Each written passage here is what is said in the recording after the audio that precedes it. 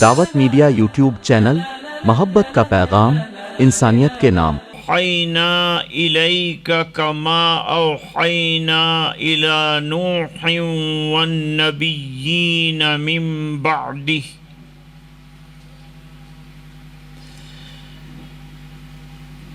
وبالسند المتصل منا الی امامنا البخاری رحمہ اللہ تعالی انہ قال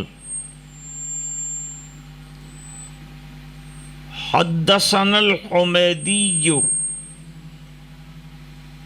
قال حدثنا سفیان قال حدثنا یحیی ابن سعید الانصاری قال اخبرنی محمد بن ابراہیم التیمی انہ سمع علقمہ ابن وقاص اللیثی یقول سمعت عمر بن الخطاب رضی اللہ تعالی عنہ علی المنبر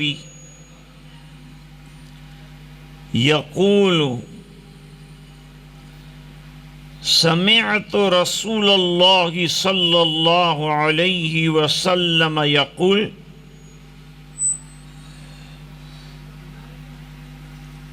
انما الاعمال بالنیات وَإِنَّمَا لِامْرِئٍ مَّا نَوَىٰ فَمَنْ كَانَتْ هِجْرَتُهُ إِلَىٰ دُنْيَا يُصِيبُهَا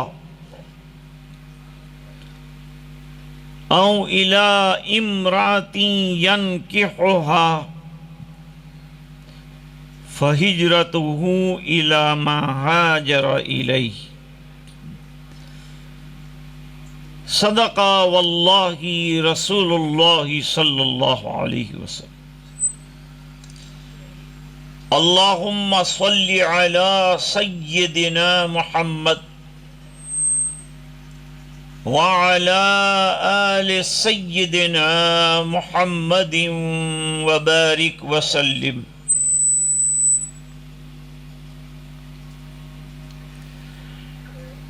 معزز علماء، طالبات، معلمات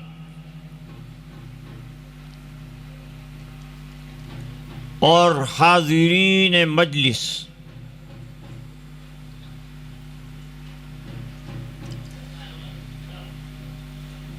امام بخاری رحمۃ اللہ علیہ نے اپنی کتاب کا آغاز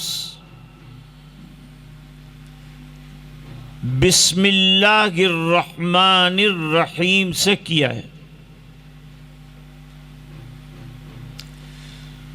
قرآن کریم کا آغاز بھی بسم اللہ الرحمن الرحیم سے ہوا ہے،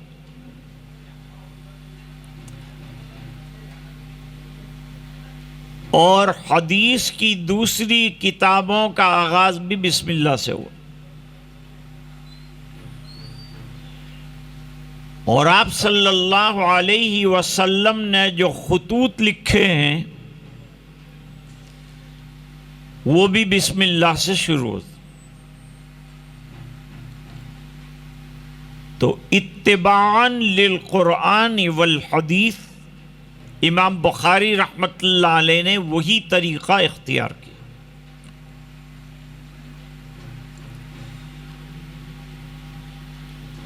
اکثر مشائخ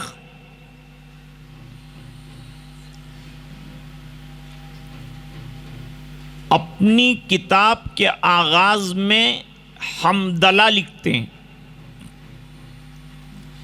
امام بخاری نے نہیں لکھی۔ بعض حضرات نے اس کو 3 حدیثیں سمجھا ہے، بعض نے 2 سمجھا ہے، بعض نے 1 سمجھا ہے۔ کل امر ذی بال لم یبدا ببسم اللہ او بحمد اللہ او بذکر اللہ فہو اقطع او ابتر۔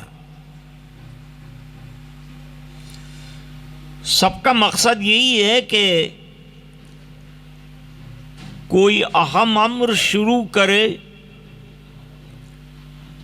تو اللہ کی حمد کے ساتھ شروع کرے۔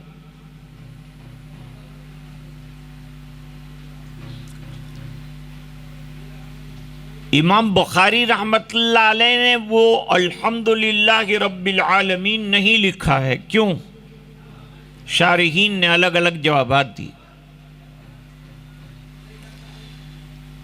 ایک جواب تو یہ دیا کہ اس کے الفاظ میں اختلاف کی بنیاد پر شرط امام بخاری پر نہیں ہے، اس لیے نہیں لائے۔ دوسرا قول ہے امام بخاری رحمۃ اللہ علیہ نے اپنے اس فعل اور عمل کو زیبال نہیں سمجھا، لیکن یہ دونوں جواب کمزور ہیں۔ صحیح جواب یہ ہے کہ حدیث میں حمدللہ لکھنے کو نہیں کہا، کہنے کو کہا، اور خیال یہی ہے کہ امام بخاری نے الحمد پڑھ کر شروع کیا ہوگا تو حدیث پر عمل ہو گیا۔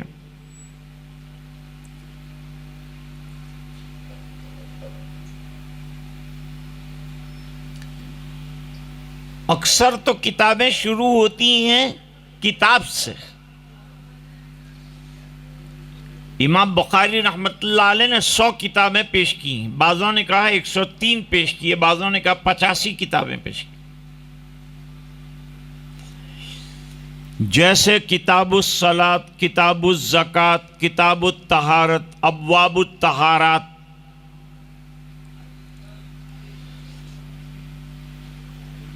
لیکن یہاں آغاز کیا باب سے۔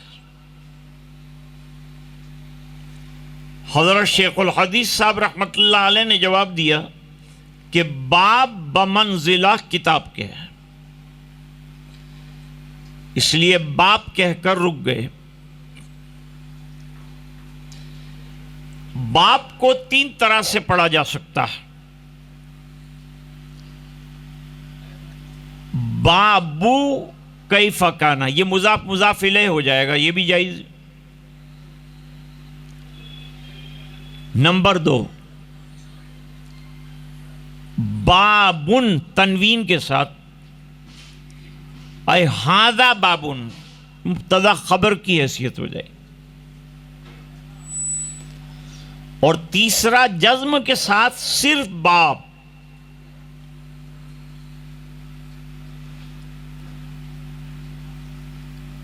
اب پہلا باب کیا قائم کیا ہے؟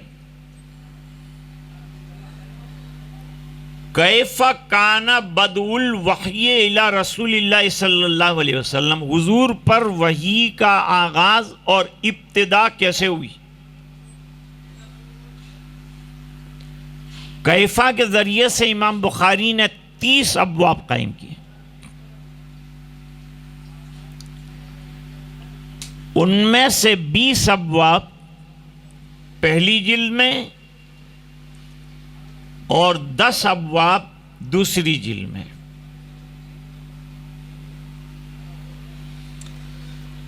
شاہ ولی اللہ صاحب رحمۃ اللہ علیہ نے فرمایا کیفا سے کچھ مقامات پر کیفیت مراد ہوتی،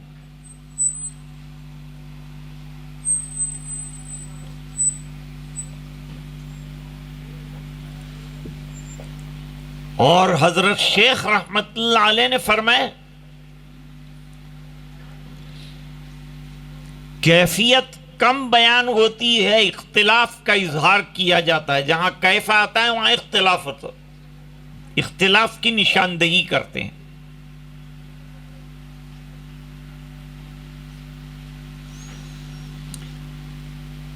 وحی کی ابتدا اور وحی کا آغاز حضور پاک صلی اللہ علیہ وسلم پر کیسے ہوا؟ لفظ بدعن کو دو طرح پڑھا جا سکتا ہے،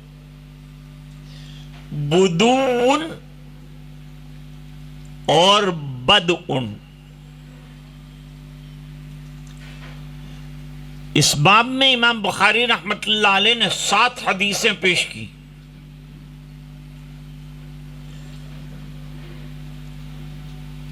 ایک حدیث کی مناسبت، حدیث نمبر 3 کی مناسبت ہے باب کے ساتھ، باقی جتنی احادیث لائے ہیں اس میں کیفیت ابتدا بیان نہیں ہوئی۔ اس کا حل لوگوں نے الگ الگ طرح سے کیا ہے۔ سب سے اچھا حل یہ ہے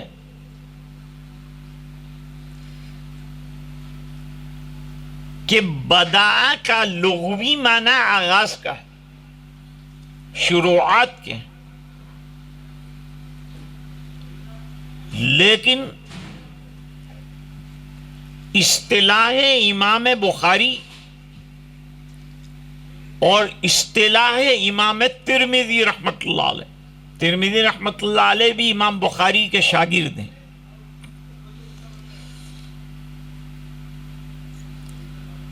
تو فرماتے ہیں کہ یہ 2 حضرات کے یہاں جب لفظ بدع لکھا جائے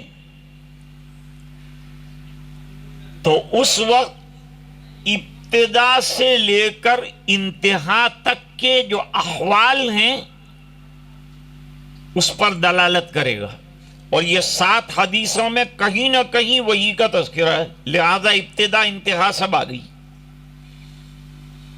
سب سے بہترین جواب۔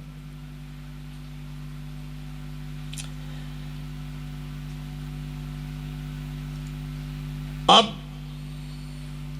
جب یہ کہا کہ از ابتدا تا انتہا، تو بیچ میں کئی حالات ہیں۔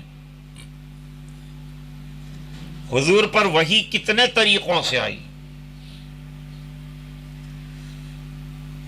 اوجز المسالک علی معطا امام مالک حضرت شیخ الحدیث صاحب رحمۃ اللہ علیہ نے فرمایا 13 طریقے سے آئی،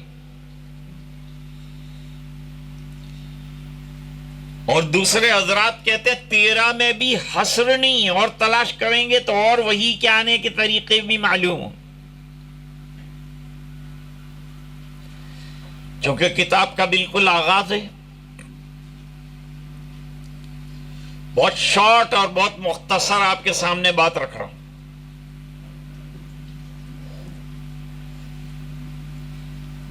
وحی کس کو کہتے ہیں؟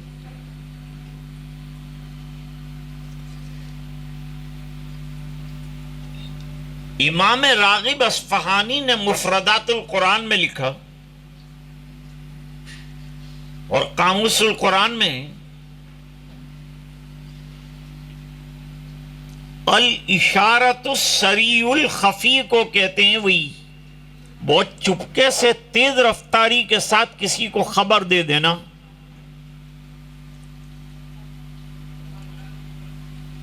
وحی میں اور ایحاء میں کیا فرق ہے بعد میں معلمات بتا دیں گی انشاءاللہ، دونوں میں تھوڑا سا فرق، وحی اور ایحاء۔ اور اصطلاحی اعتبار سے وحی نام ہے اللہ کے پیغام کا مختلف طریقوں سے قلب نبی پر وارد ہونا۔ پورا قرآن حضرت جبریل علیہ السلام لے کر اترے، حضور پر پہلی وحی کب آئی؟ ایک قول یہ ہے کہ 12 ربیع اول کو آئی، اور دوسرا قول یہ ہے کہ 17 رمضان کو پہلی وحی اقرا بسم ربک الذی خلق آئی۔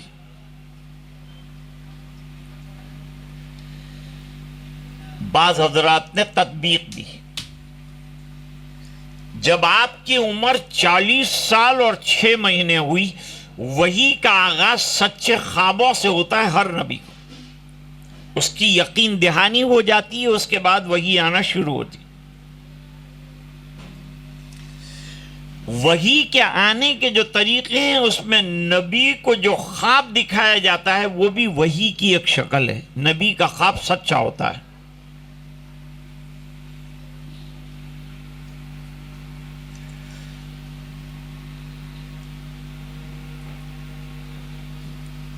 پورا قرآن حضرت جبریل علیہ السلام لے کر اترے.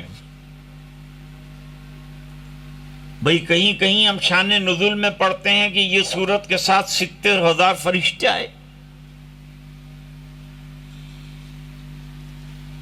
وہ عظمت سورت کے لیے ساتھ آتے. نزول جبریل کے ذریعے سے ہوتا. جیسے یہاں جتنے بزرگان دین علماء آئے ہیں، یہ سب جو ہے تبریکن اور تعظیمن بخاری کے لیے آئے. عوام کو تو اس میں کچھ پلے پڑتا نہیں.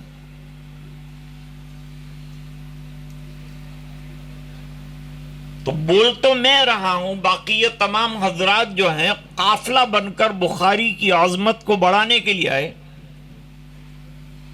کہ عظیم کتاب کا افتتاح ہو رہا ہے، اس لیے ہم کو حاضر رہنا چاہیے. اور قدر بھی علماء ہی کر پائیں گے اس کی.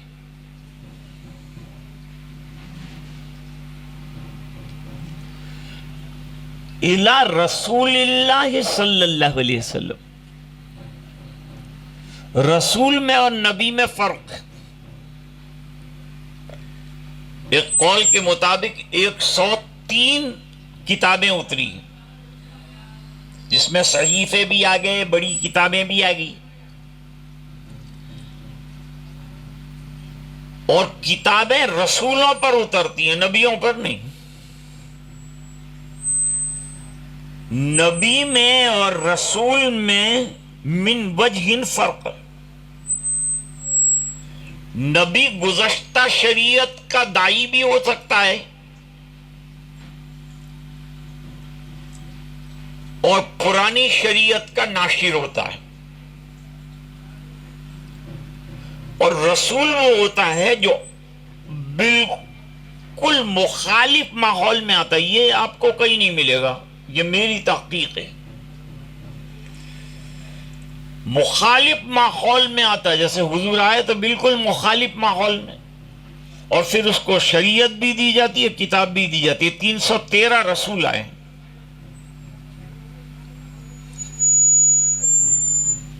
تو ہر نبی رسول نہیں ہوتا، لیکن ہر رسول نبی ہوتا ہے. صلی اللہ علیہ وسلم یہ مختصر درود ہے.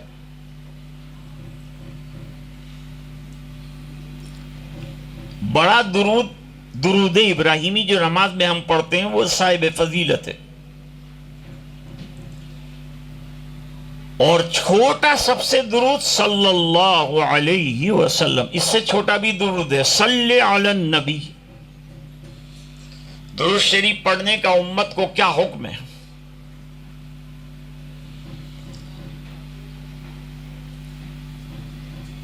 حضرت کرخی فرماتے ہیں زندگی میں ایک مرتبہ درود شریف پڑھنا واجب ہے مسلمان کے لیے، مرد ہو عورت ہو. حضور کا حق ہے. دوسرا قول ابو جعفر طحاوی کا ہے.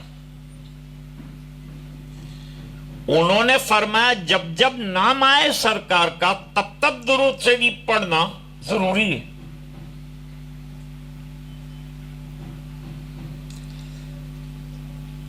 اب ایک قاعدہ سمجھو.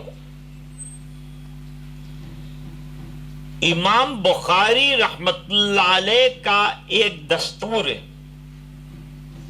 کہ جب وہ کوئی نئی کتاب یا نیا مسئلہ یا اہم مسئلہ شروع کرتے ہیں تو قرآن کی آیت دلیل میں پیش کرتے.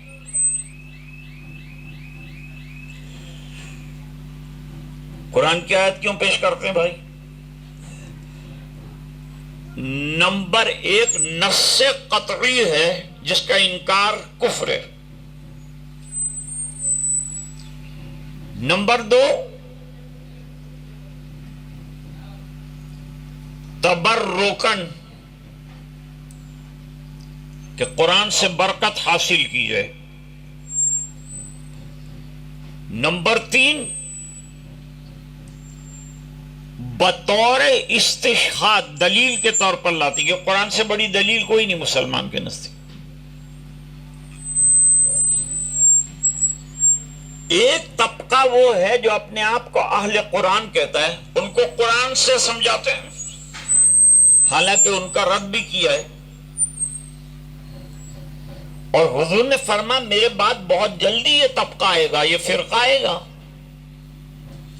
اور دعویٰ کرے گا کہ حدیثیں قانون بنانے کے لیے نہیں، قانون قرآن سے بنے گا اور حدیثیں برکت کی چیزیں اچھے اچھے باتیں لے لو اور عمل کرو. اہل قرآن یہ کہتے ہیں اور قانون سازی قرآن کے ذریعے سے ہو. اس کے مقابلے میں حدیث شریف ہے. غیر مقلدین اور اہل حدیث وہ کہتے ہیں جو بھی حدیث آئے لو اور جو حدیث نہ ہو رد کرو. چنانچہ امام ابو حنیفہ کے اقوال رد کیے، حضرت عمر کی بات رد کی، اسی لیے انہوں نے کہا کہ 20 رکعت تراویح نہیں ہے، حضرت عمر کی ایجاد ہے. ہم حضور کی باتیں لیں گے اور حضور سے جو ہے 20 رکعتیں ثابت نہیں، حالانکہ 20 رکعت ثابت ہے. ایک کتاب لکھی ہے حافظ الدنیا ابن حجر عسقلانی رحمۃ اللہ علیہ نے، چھوٹا سا رسالہ لکھا ہے تلخیص الحبیر، تراویح کے سلسلے کا، کہ تراویح میں رکعتیں کتنی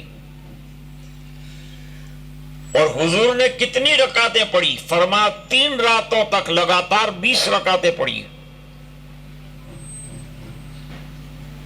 حضور پاک صلی اللہ علیہ وسلم نے، اور چوتھی رات میں آپ نکلے نہیں.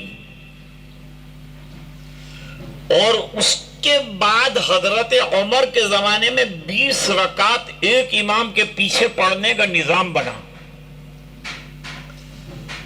ہمارے یہاں حدیث میں اور سنت میں فرق ہے. اہل حدیث فرق نہیں کرتے اور ہم فرق کرتے ہیں کیونکہ ہم اہل سنت والجماعت ہیں، اہل حدیث نہیں ہیں. سنتوں کی اتباع کرتے ہیں اور جماعت صحابہ کے ساتھ چلتے ہیں. ایک سنت ہوتی ہے حضور صلی اللہ علیہ وسلم کی، ایک سنت ہوتی ہے صحابہ کی. ہمارے نزدیک دونوں حجت ہیں. چنانچہ حضرت ابو بکر رضی اللہ تعالی عنہ نے جو باتیں فرمائی وہ بھی سنت میں داخل ہیں، کیونکہ حدیث میں فرمایا علیکم بسنتی و سنت الخلفاء الراشدین المہدیین.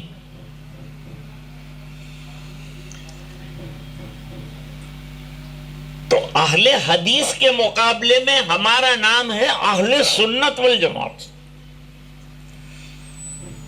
اور اہل قرآن کے مقابلے میں ہمارا نام ہے اہل حدیث. یہ فرق کو سمجھو، یہ علماء کے لیے.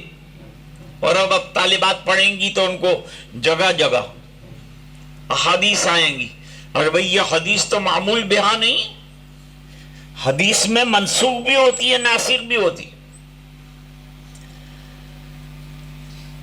متقدمین نے قرآن شریف میں 500 آیتوں کو منسوخ قرار دیا کہ 500 آیتیں قرآن میں منسوخ ہیں. نمبر 2، جلال الدین سیوطی رحمت اللہ علیہ کا یہ قول ہے. مسند الہند شاہ ولی اللہ صاحب محدث دہلوی رحمت اللہ علیہ نے فرمایا قرآن کریم میں 20 آیات منسوخ، اور العون الکبیر میں مفتی سعید احمد پالن پوری رحمت اللہ علیہ نے دوسرے بزرگوں کے اقوال میں تائید کے طور پر فرمایا کہ کلی مواد کے اعتبار سے قرآن کریم میں ایک آیت بھی منسوخ نہیں ہے، اور اس کے دلائل بھی ہیں، اس کا ٹائم نہیں ہے، ادھر ڈم بھی ہے، ادھر امام بھی ہے، اس لیے کوئی لمبی بات مشکل ہے، گرمی بھی ہے، علماء باہر بیچارے بیٹھے ہیں۔ یہ نہیں جب لائیں گے کوئی کتاب پہلے قرآن کی آیت لائیں گے اور پھر وہ پوری قرآن کی آیت پر احادیث لا کر وہ کتاب کو احادیث کے ذریعے سے اور سنتوں کے ذریعے سے مستند کریں گے۔ یہ امام بخاری کا وظیفہ ہے۔ امام بخاری کیا تھے؟ محدث تھے، مفسر تھے، کیا تھے؟ زیادہ تر علماء نے لکھا کہ مجتہد تھے، اپنے مسائل خود نکالتے ہیں۔ ان کے مسائل کہاں تلاش کریں ہم؟ ابواب میں تلاش کرو، فقہ البخاری فی تراجم۔ اب آیت لائے، سورہ نساء کی آیت۔ قرآن میں سورۃ الرجال کہیں بھی نہیں، لیکن سورۃ النساء ہے۔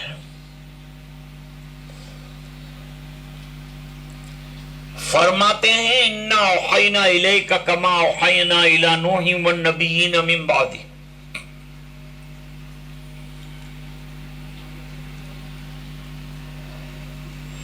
حدیث کی حجیت کے اہل قرآن قائل نہیں ہیں، ان کے خلاف پہلی ہی آیت لائے کہ وحی کی دو قسمیں ہیں، ایک وحی سری، ایک وحی حکمی۔ پھر وحی سری کی دو قسمیں ہیں، ایک وحی مطلوع، ایک وحی غیر مطلوع۔ وحی مطلوع قرآن ہے، وحی غیر مطلوع احادیث مبارکہ ہیں۔ احادیث میں پھر اقسام ہیں کہ وہ احادیث جو معمول بہا ہیں انہیں سنت کہیں گے، اور جو غیر معمول بہا ہیں وہ حدیثیں ہیں۔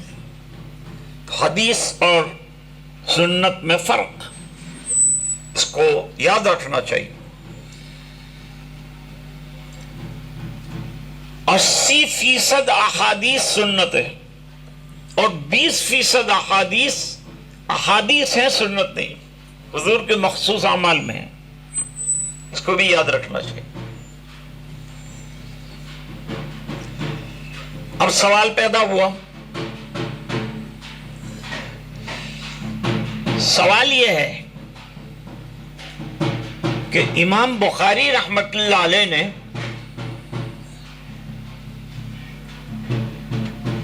ایک آیت پیش کی، آیت کا ترجمہ سنو۔ اللہ فرماتے ہیں اِنَّا أَوْحَيْنَا إِلَيْكَ، ہم نے نازل کی وحی آپ صلی اللہ علیہ وسلم پر جیسے کہ ہم نے نوح علیہ السلام پر نازل کی۔ نوح کا نام عبد الغفار ہے۔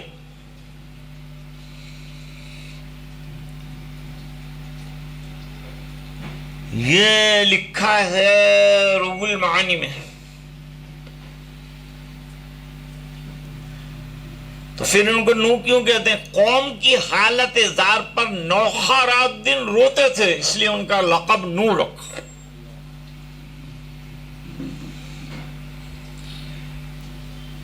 اب بھائی وہی تو حضرت آدم علیہ السلام پر بھی ہے، ان کے بعد حضرت شیش ہے، ان کے بعد حضرت ادریس ہے۔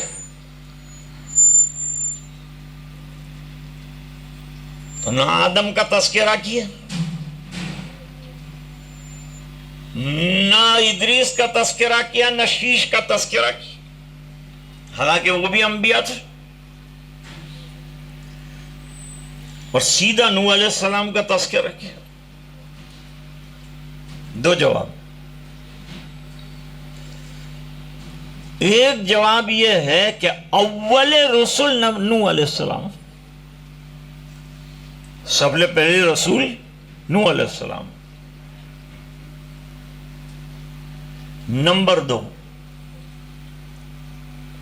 حضرت آدم، ادریس، شیش، یہ تمام تکوینی وحی والے ہیں،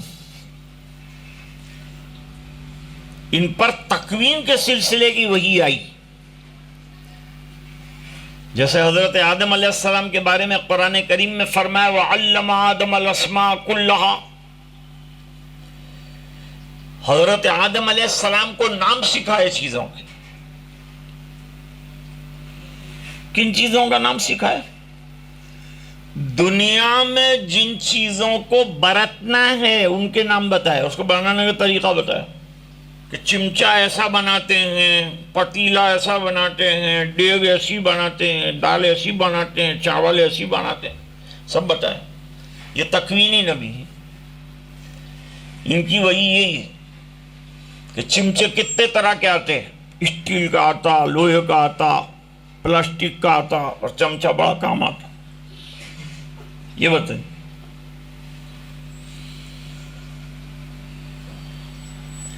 نمبر 2، حضرت ادریس اور شیش کا بھی یہی عالم رہا،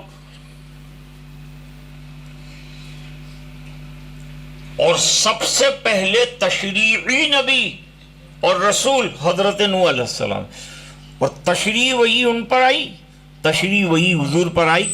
25 نبیوں کا قرآن میں تذکرہ ہے، کیونکہ عرب والے 25 نبیوں کو جانتے تھے، اور 25 نبیوں میں نوح علیہ السلام کو بھی جانتے تھے۔ بتانا یہ ہے کہ مکے والے کہتے تھے بھئی یہ انسان کے اوپر وحی آنا اور یہ سب کیا ہے؟ جواب، یہودیوں کے پاس سے سیکھ کے لائے تھے تو بتایا نہیں، ایک نہیں کئی نبیوں کے اوپر وحی آئی ہے، اور وہی نوح علیہ السلام سے شروع، کوئی نئی چیز تو ہے نہیں۔ تو یہ جو اشکال کیا کھڑا کیا کہ وہی کیا ہے، تو کہا وہی حضرت نوح علیہ السلام کے زمانے سے آتی ہے، کوئی حضور پر نئی نہیں آئی۔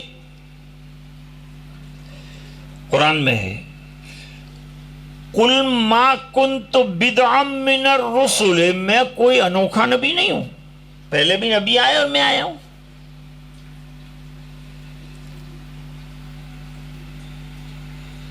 اور بعد میں تمام انبیاء کرام کے اوپر وہی ہے۔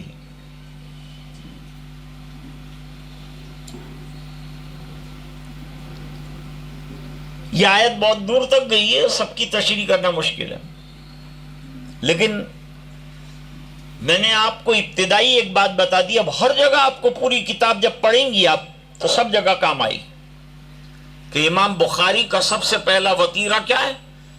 قرآن سے استدلال، اور پھر احادیث لائیں گے دلیل کے طور پر۔ باب میں امام بخاری دعویٰ کرتے ہیں اور حدیث میں اس کی دلیل دیتے ہیں۔ حدثنا سے جو بات شروع ہوتی ہے وہ امام بخاری کا مقصد ہے، باقی جو متابعات لاتے ہیں وہ بطور دلیل کے لاتے ہیں، اصل مقصد احادیث کا لانا ہے، حدثنا سے جو شروع ہوتا ہے وہ لانا۔ اب حدثنا اور اخبرانہ کا فرق سمجھو۔ متقدمین کے یہاں کوئی فرق نہیں، 3 جملے آتے ہیں، حدثنا، اخبرانہ، انبانا۔ ایک ہے عنعنہ، ایک ہے سمیتو۔ سمیتو میں زیادہ پاور ہے، عنعنہ میں تھوڑا کم ہے۔ میں نے اپنے کان سے سنا، اور ظاہری بات ہے کہ جو چیز شنیدہ ہو وہ زیادہ دلیل والی ہوتی ہے، میں نے کان سے سنا ہے۔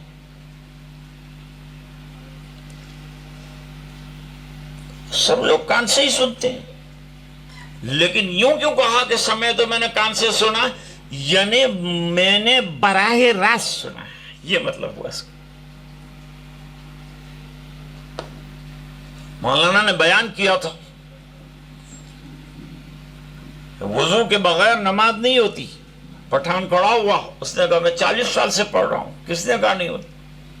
میں پڑھ رہا ہوں، ہوتی ہے، رکوع ہوتا ہے، سجدہ ہوتا ہے، سب ہوتا ہے۔ نہیں ہوتی کا مطلب قبول اللہ کے نہیں. حدثنا کس کو کہتے ہیں؟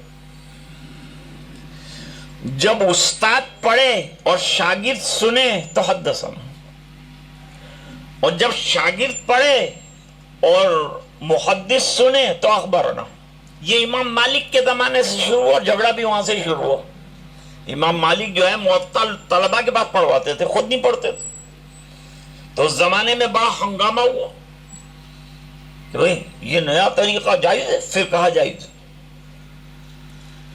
حدثنا افضل ہے کہ اخبرنا افضل ہے؟ یہ ایک لمبی بحث ہے. تیسرا ہے انبانا.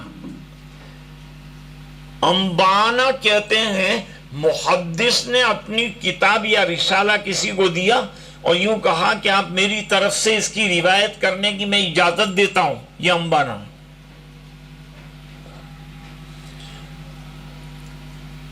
اب اس میں دو قسمیں ہیں، اجازت بالواسطہ، اجازت بلا واسطہ. اس کی بھی تفصیل ہے، صرف اشارہ کرتے ہوئے جا رہا ہوں.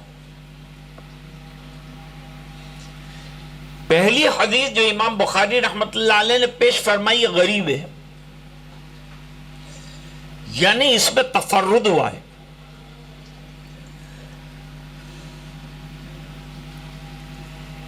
تفرد یہ ہے کہ حضرت عمر ابن خطاب رضی اللہ تعالی عنہ نے یہ حدیث کو حضور سے سنا ہے، حضور نے منبر پر یہ حدیث کو بیان فرمایا. رفیق بھائی یہ بیان فرمایا. اور منبر پر کوئی چیز کہی جائے تو بڑی امپورٹنٹ ہوتی. ایک بات. اب یہ بحث رہ گئی کہ کیا حضرت عمر نے اس کو منبر پر کہا؟ بعض روات کہتے ہیں منبر پر کہا. حضرت عمر یہ روایت کے بیان کرنے میں منفرد ہے، حالانکہ حضرت عمر کی اور بھی روایات ہیں.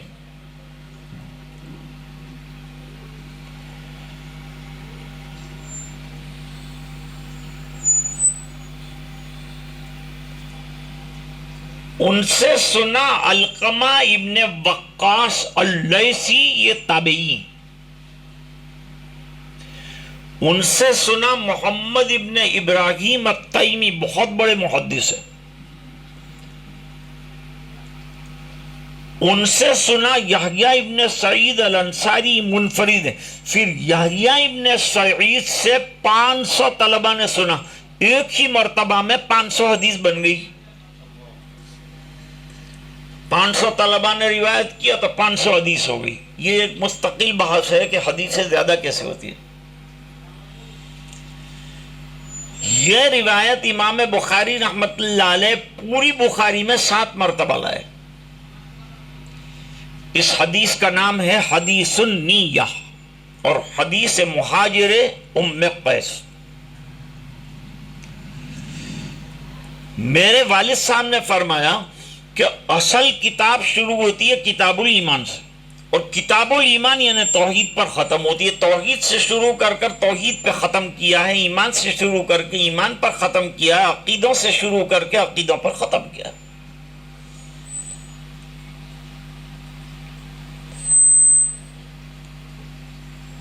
یہ بتانا چاہتے ہیں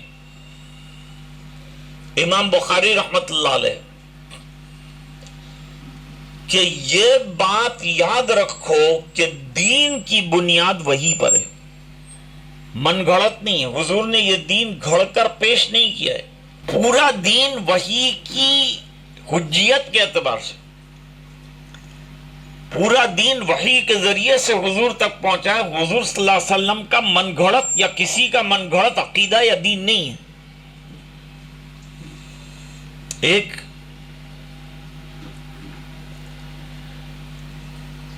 اور جو لوگ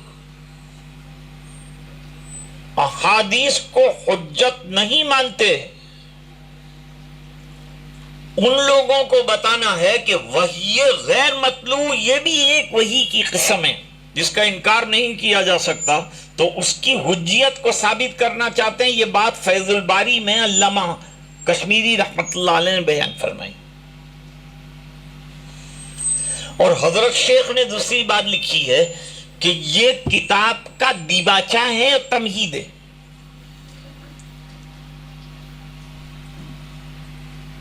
یہاں یہ حدیث ناقص لائے ہیں. کیوں؟ یہ میں بھی نہیں بتا سکتا کہ کیوں ناقص لائے. اور دوسری بات یہ ہے کہ جو اچھا پہلو تھا وہ چھپایا اور جو برا پہلو ہے وہ بیان کیا. وہ کیوں؟ اس کا بھی کوئی جواب نہیں.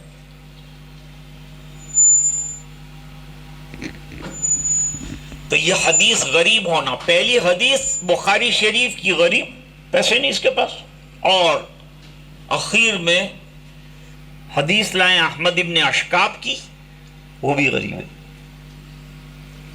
لیکن غریب حدیث قابل استدلال اور قابل حجت ہوتی، اس سے استدلال کرنے میں کوئی حرج نہیں ہوتا، غرابت سے کوئی فرق نہیں پڑتا.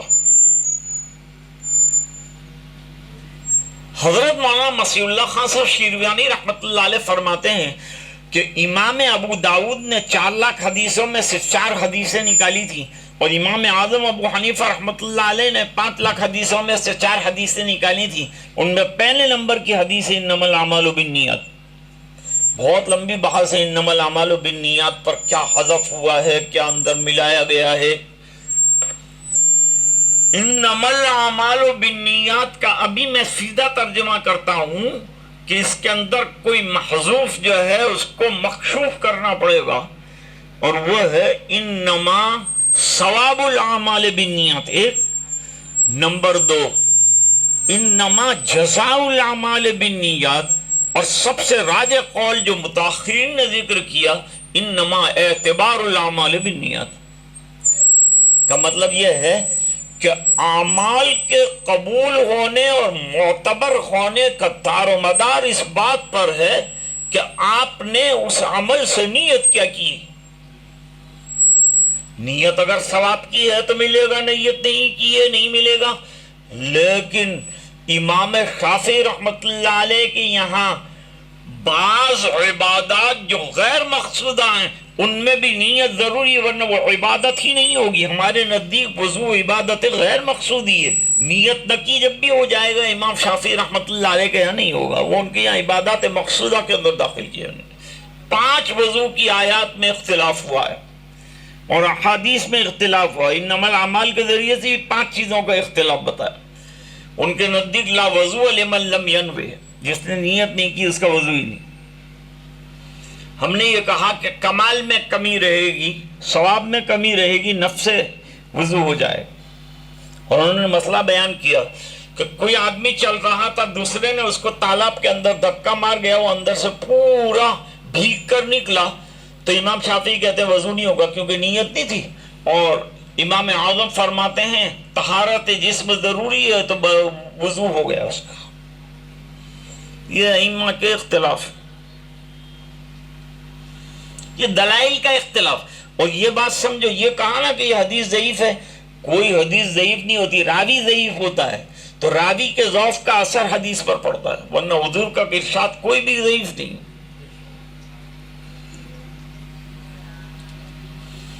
اب جو حدیث آ رہی ہے یہ پہلی حدیث ہے. اب ذرا غور کرو اور میں پھر بات ختم کرتا ہوں.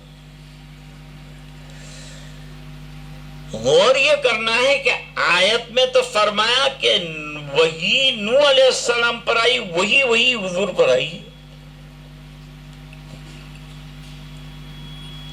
اور باپ قائم کیا ہے کیف کان بدل وہی. بات وہی کی ابتدا کی چل رہی ہے، وہی کی چل رہی ہے، اور حدیث لائے ہجرت کی. دونوں میں کیا جوڑ ہے؟ جوڑ ہے. ہجرتیں 2 ہیں، ہجرتیں 2 ہیں. ایک ہجرت محمودہ ایک ہجرت غیر محمودہ. اس کو مثال سے سمجھاتا ہوں. جب حضور صلی اللہ علیہ وسلم مدینے پہنچے، اب صحابہ کا مدینے آنا شروع ہوا، تو جو مدینے صحابہ آ رہے تھے وہ یہ کہ بھئی ہم دین کے اور حضور کے وہاں مددگار بنیں گے، یہ نیت، اس پر اجر ملے گا. اور الہجرت تہدم ما کان قبلہ، بڑی فضیلت بیان فرمائی. ایک تو اس نیت سے چلا. دوسرے کی مکے میں پرچورن کی دکان تھی، پاؤڈر پوڑی کے یہ وہ بیچتا تھا. اس کا ہو گیا دھندا ٹھنڈا، کیونکہ صحابہ ادھر سب چلے گئے، مسلمان اس کے پاس سے لیتے تھے. دکان جو ہے ٹھپ پڑ گئی. تو اس نے احرام باندھ لیا مدینے کا کہ چلو پرچورن کی دکان کھولوں گا. پرچورن کی دکان کھولنا چاہیے، ثواب نہیں ملے گا. مہاجر ام قیس میں شان ورود یہ ذکر کیا کہ مدینے میں عورت رہتی تھی، مکے میں شوہر ہونے والا رہتا تھا. تو شوہر نے کہا تم مکے آ جا، شادی کر لیتے اپنے.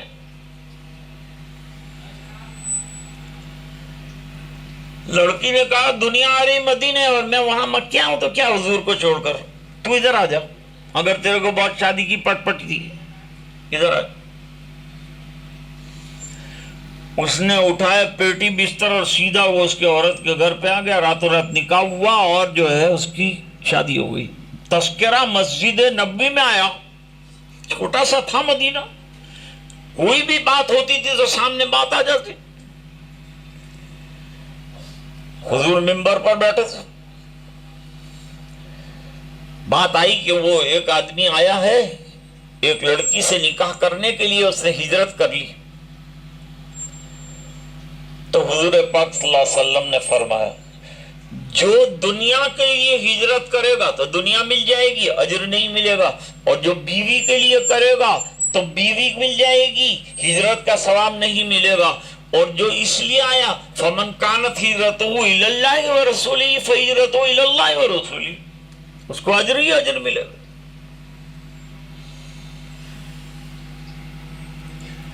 یہاں حدیث میں لفظ کا اختلاف ہے. ایک جگہ ہے انما العمل بالنیت، مضمون ایک ہی ہے لیکن تھوڑا سا لفظ کا فرق، لفظ کے فرق سے بھی حدیث بدل جاتی ہے اور روات کے بدلنے سے بھی حدیث بدل جاتی. انما الاعمال بالنیات کے بارے میں فرمایا 2500 طریقوں سے مروی. یہ بات مولانا مناظر حسن گیلانی نے تدوین حدیث میں لکھی ہے، لیکن حافظ ابن حجر عسقلانی رحمۃ اللہ علیہ کا تتبع تقریباً 250 روایات کا ہے. 250 طریقوں سے انما الاعمال بالنیات مروی ہے. یہاں وہ انما لامرئ ما نویٰ، جو آدمی جو نیت کرے گا. دوسری جگہ لکل امرئ ما نویٰ، لفظ کا فرق ہے، اگرچہ معنی میں فرق نہیں آتا. یہ حدیث امام بخاری رحمت اللہ علیہ کے استاد المحدثین حضرت حمیدی سے، جو مکے کے رہائش پذیر تھے پھر مصر چلے گئے تھے، ان سے مروی ہے، جن سے کئی مرویات ہیں. اور وہ خود محدث تھے اور انہوں نے ایک کتاب لکھی ہے مسند الحمیدی، اچھی کتاب ہے. اس میں یہ حدیث کو پایا اور سنا بھی استاد سے، اس کو لکھا ہے. سفیان حدثنا سفیان سے کون مراد ہے شہاب الدین؟ بتاؤ. سفیان دو ہیں، ایک ہے سفیان ثوری جو مقدم ہے، دوسرے ہیں سفیان ابن عیینہ جو مؤخر ہیں.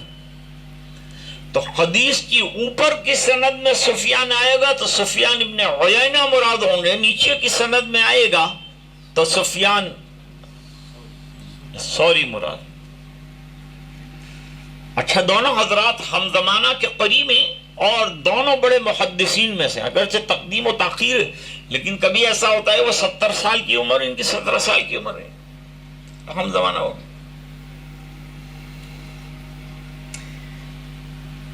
یحییٰ ابن سعید الانصاری بہت بڑے محدث ہیں، اور حضرت فاروق اعظم کی حدیث کیوں لائے؟ یہ حدیث پورے دین کی، پورے فقہ کی اساس ہے۔ نماز نیت، روزہ نیت، حج نیت، ہر عمل میں پہلے نیت آتی۔ ظاہری بات ہے کہ جب پہلے نیت آتی ہے تو وہ حدیث اساس اور بنیاد ہوگی۔ اساس اور بنیاد کے لیے امام بخاری کا قاعدہ یہ ہے کہ افقہ صحابہ سے روایت لیتے ہیں۔ حضرت عمر سے بڑا فقیہ کون ہے؟ ایک حضرت علی کرم اللہ وجہہ بھی بڑے فقیہ ہیں، لیکن یہ روایت حضرت عمر کی پہلے لے آئی۔ اور اخیر میں حدیث جو پیش کی وہ ذکر و اذکار کے سلسلے کی ہے، اس میں احفظ الروات کی ضرورت ہے، تو حضرت ابو ہریرہ رضی اللہ تعالیٰ عنہ کو 5374 روایتیں یاد ہیں، ان کی روایت لائے۔ تو ایک ہجرت اچھی ہے جو ثواب دلاتی ہے، ایک ہجرت وہ ہے جو دنیا دلاتی ہے، اجر نہیں دلاتی۔ اس طرح فرماتے ہیں وحی بھی دو ہے، ایک وحی ربانی، ایک وحی شیطانی۔ ایک وحی ربانی، ایک وحی شیطانی۔ انبیاء پر جو وحی آتی ہے وحی ربانی ہے، اور وحی شیطانی کا قرآن میں تذکرہ کیا، وَالشَّيَاطِينَ يُوحُونَ إِلَىٰ أَوْلِيَائِهِمْ۔ ایک شیطان دوسرے شیطان کو اپنی وحی سناتا ہے، اپنی خبر سناتا ہے، یہاں تک کہ وہ انسانوں کے دل پر ڈالتا ہے، جو انسان کے دل پر ڈالتا ہے اس کو بھی شیطان بنا دیتا۔ تو امام بخاری کہتے ہیں ہمارے مد نظر، یعنی نظر کے سامنے، ہمارے یہاں بروچ میں شاعر تھا، اس نے مد نظر کے سامنے کہا۔ بروچ میں اس کا بہت بڑا اجلاس تھا، شاعر کا مشاعرہ تھا، اس میں سیماب دہلوی کو جو ہے کنوینر بنایا تھا، صدر بنایا تھا۔ تو اعجاز بھروچی کا اعجاز کرنا تھا، بڑا شاعر تھا بھروچ کا۔ اس نے بھی اپنی نظم پڑھی، پھر سیماب دہلوی نے اس کی بھول نکالی۔ کھل گیا سیماب اعجاز بھروچی کا بھرم،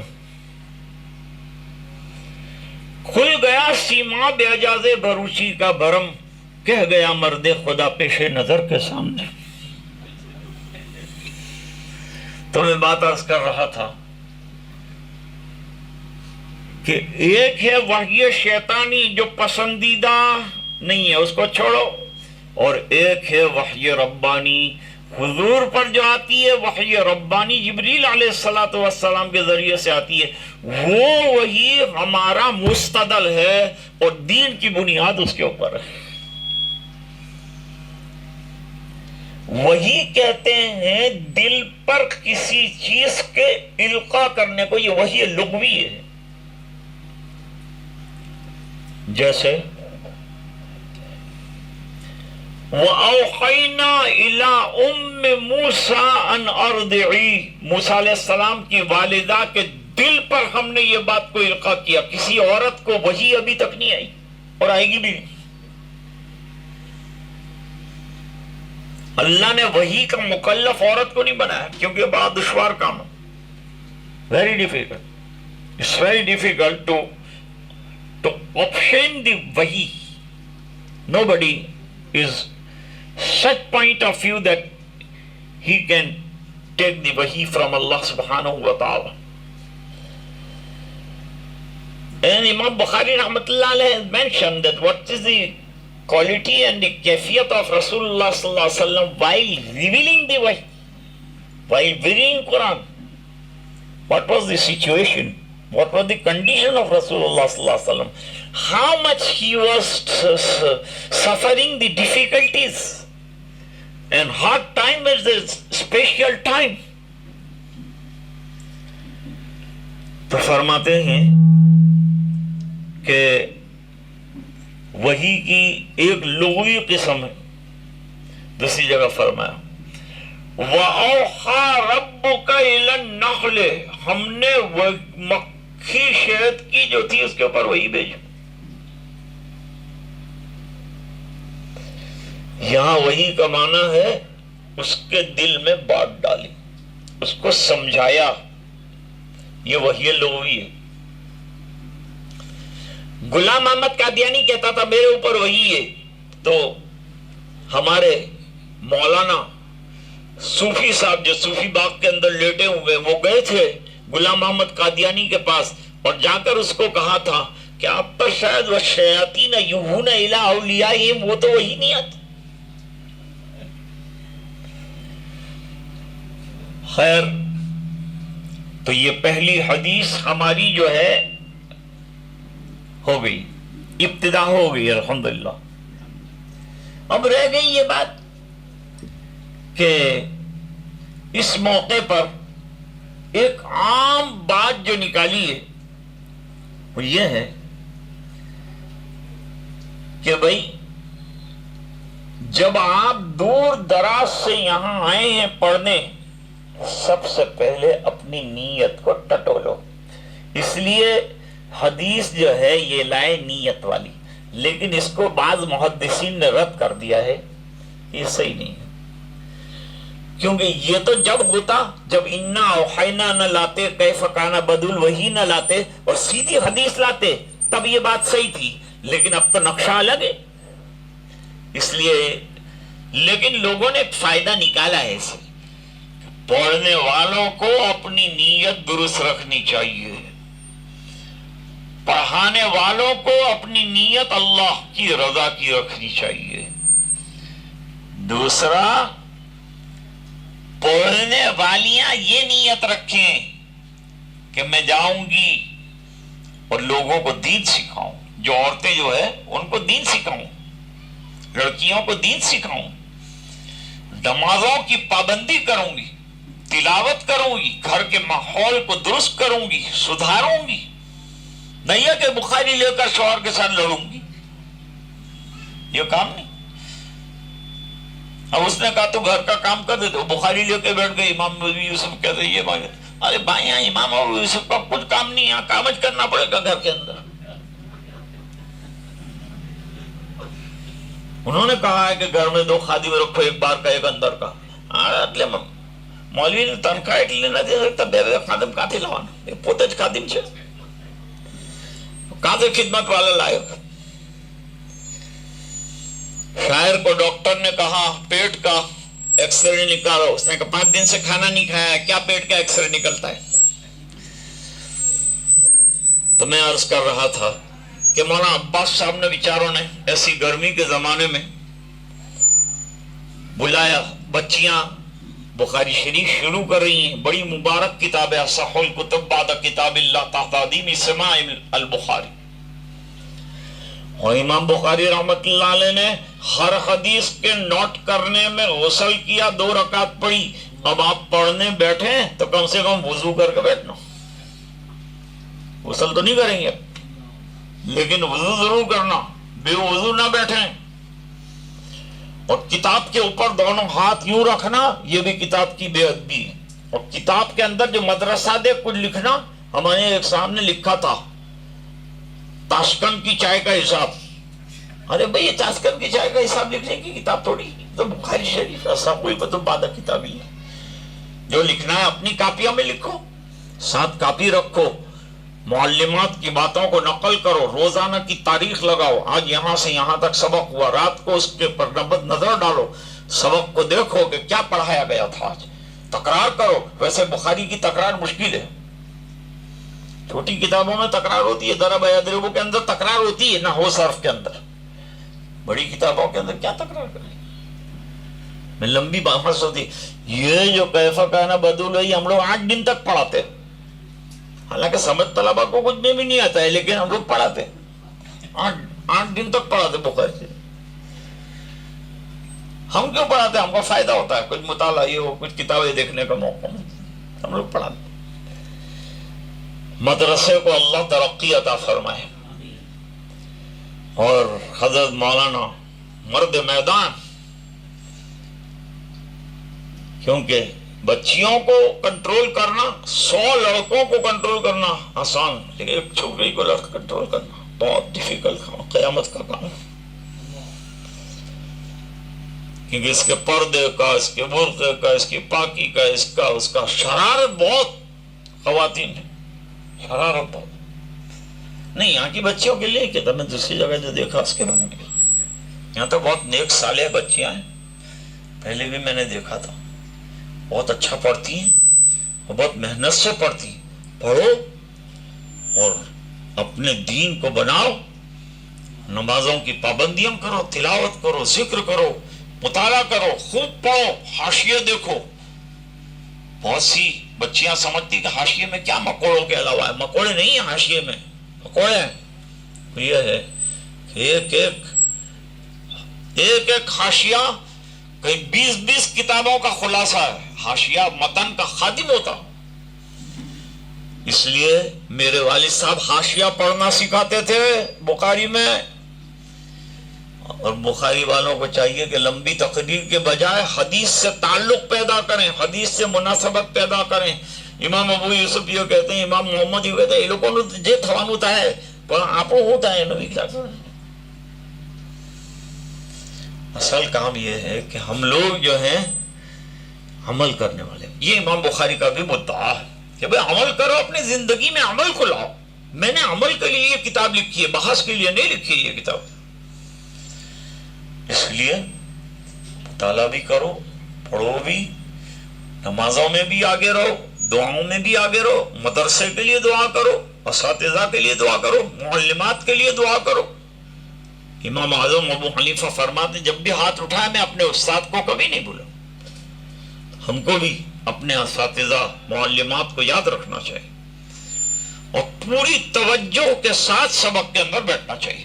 جب آئے ہیں تو پوری دل لگا کے پڑھ لو، ہمارے مولانا کہتے تھے کہ دل لگا کے پڑھو یا دل لگا کے چلے جاؤ، دونوں میں سے ایک کرو۔ جب آپ آ گئے ہیں تو پھر دل لگا کے پڑھ لیے۔ 1 سال ہے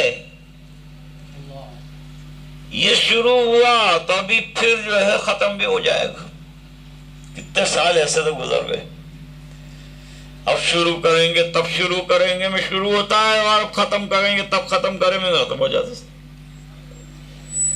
اس لیے کتاب جمع مت کرانا، اور کتاب جمع کرائے تو علم مت جمع کرانا، علم لے کے جانا۔ آپ علم لینے آئے ہیں یہاں، علم سے بڑا خزانہ کوئی نہیں۔ رضینا قسمت الجبار فینا لنا علم وللجنگال معلوم لأن المال يفنى من قريب والعلم باق لا يزال۔ اور اونچے مرتبے چاہیے تو رات کو جاگنا پڑے گا۔ بقدر القد تکتسب المعالی من طلب العلا سہر اللیالی۔ شاعر یہ بات کہتا ہے، من طلب العلا من غیر قد عزاء العمر فی طلب المحالی۔ ہم مدرسے کے لیے دعا کرتے ہیں، اپنی نیتوں کو درست کریں، زندگی سنتوں کے مطابق گزرے۔ اللہ تعالی امام بخاری کو جزائے خیر دے، جتنے معلمین و معلمات سے ہم پڑھیں گے اللہ ان کو جزائے خیر دے۔ حضرت مولانا کو اللہ تعالی جزائے خیر دے، نازک کام اٹھایا ہے، بچیوں کو ایجوکیٹ کرنا اور انہیں علم دینا، پورے خاندان کو پڑھانا، پورے قبیلے کو پڑھانا، اس کا خیال رکھیں اور اپنی ذمہ داریوں کے احساس کے ساتھ یہ اسباق کو شروع کریں۔ اللہ تعالی حسن ابتدا اور حسن اختتام نصیب فرمائے۔ وآخر دعوانا ان الحمد للہ رب العالمین۔ سبحان اللہ وبحمدہ سبحان اللہ العظیم۔ اللهم صل على سيدنا محمد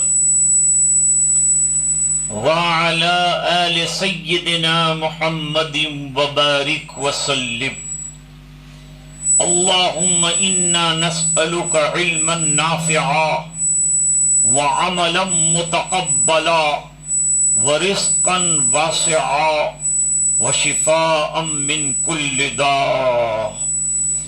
اے اللہ ہمارے گناہوں کو معاف فرما، کوتاہیوں سے درگزر فرما، اپنا فضل اور کرم شامل حال فرما، رحم کے کرم کے فیصلے فرما، رضائے دائمی عطا فرما۔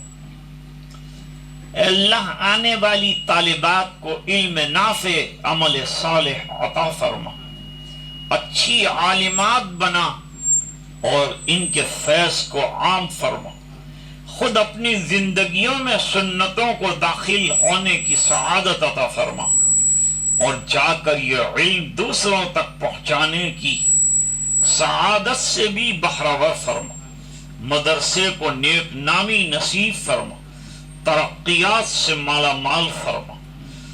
اے اللہ تو ہم سے خوش ہو جا، اور اے اللہ گناہوں سے حفاظت فرما، اور اے اللہ نیک اعمال کی توفیق عطا فرما۔ اے اللہ نمازوں کا پابند بنا، تلاوت قرآن کا شیدائی بنا، مطالعے کی محنت کرنے کی توفیق عطا فرما، اہم باتوں کو نوٹ کر لینے کی سعادت عطا فرما۔ اے اللہ جتنی بچیاں پڑھیں سب کو قبول فرما، ان کے والدین کو قبول فرما، ان کے رشتہ داروں کو قبول فرما، مدرسے کا جو تعاون کرتے ہیں رات اور دن، اے اللہ ان کو دن دگنی رات چگنی ترقی عطا فرما، دنیا آخرت میں بہترین بدلے عطا فرما۔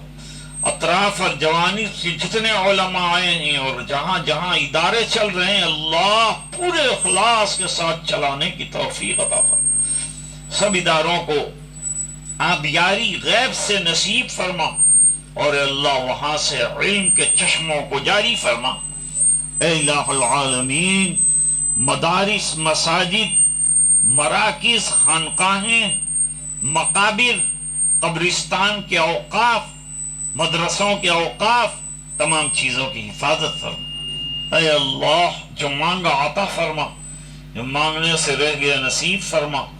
اللہ جیسی حسن ابتدا ہوئی اس طرح حسن اختتام نصیب فرما، اور دعائیں اپنے فضل و کرم سے قبول فرما برحمتک یا ارحم الراحمین۔ دعوت میڈیا یوٹیوب چینل، محبت کا پیغام، انسانیت کے نام۔